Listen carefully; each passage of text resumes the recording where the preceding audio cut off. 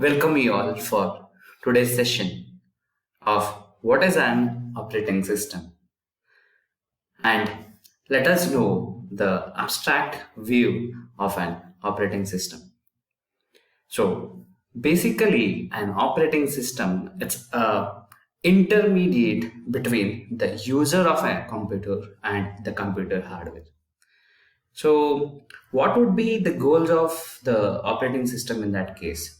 It is basically to make sure that whatever the program that has been there or whatever the inbuilt software that has been there, it is to interface to the person who is using the system and making more efficient in order to utilize whatever the hardware that has been inbuilt to the system.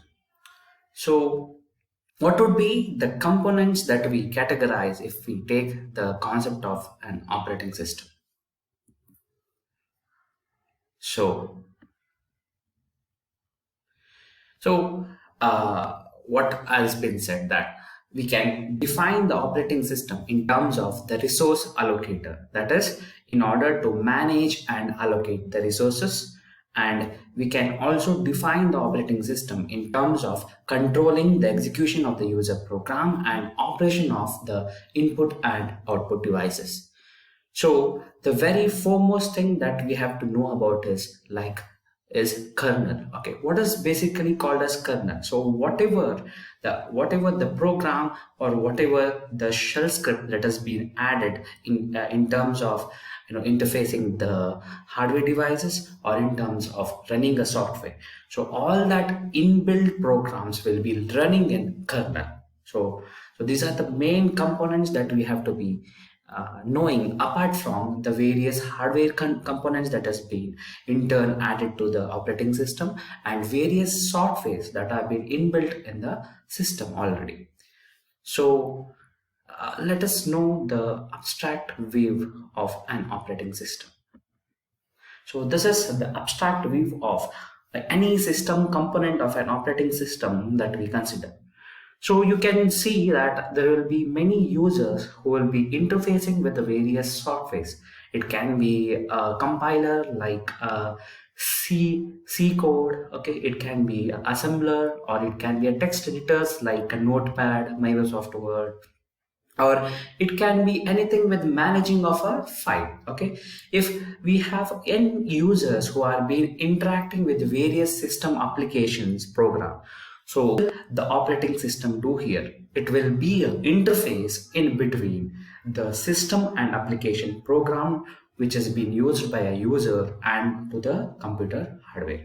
So you can see in a diagram, it is just an abstract view of an operating component. Okay, so you can see the operating system is in middle of the computer hardware, the system and application program that has been utilized by the end users. Okay, so this is overall a system component view of an operating system.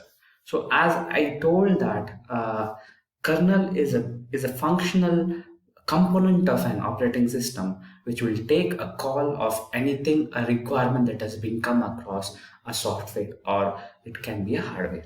So let us see how basically the internal call happens within the system. Okay,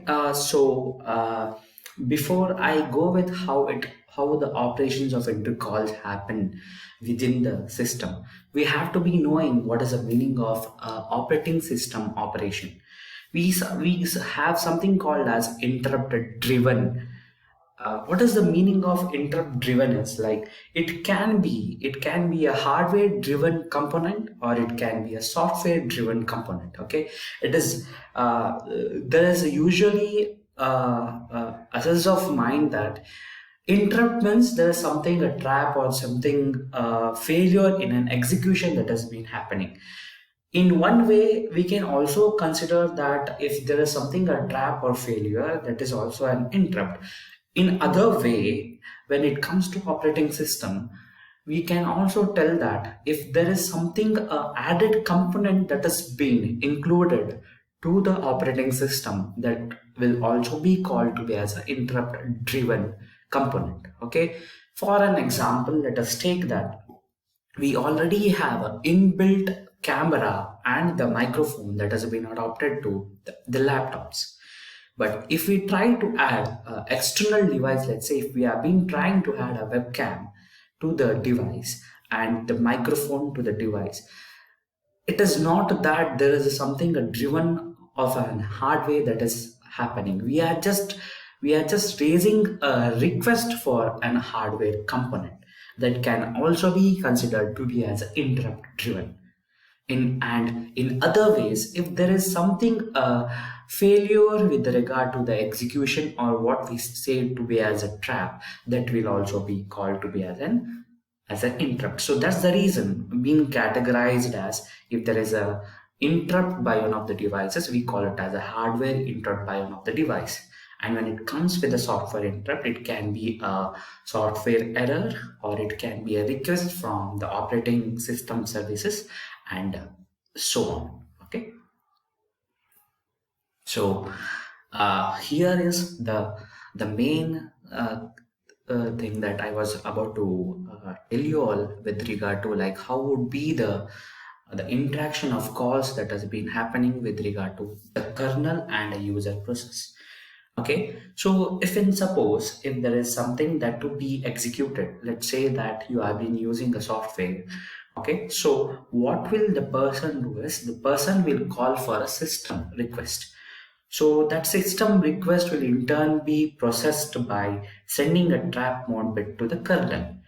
So what will happen is once the kernel accepts the request of a system call from the user, it will in turn return the mode bit in terms of 1. So if I say that the mode bit of trap is assessed as a 0 from the user process end, it is like a request that has been raised from the user. So what will happen once the request has been raised from the user? The the kernel in turn will process the request. He will set the kernel will function the system request and send the return mode bit as 1. Once the kernel sends the return mode bit as 1, means it means that the system call is correctly been assessed and the user mode will be in turn followed up to end the system call. So this is the overall view of how the dual mode operation of an operating system works with regard to any software component or any hardware component considered in an operating system. Thank you so much.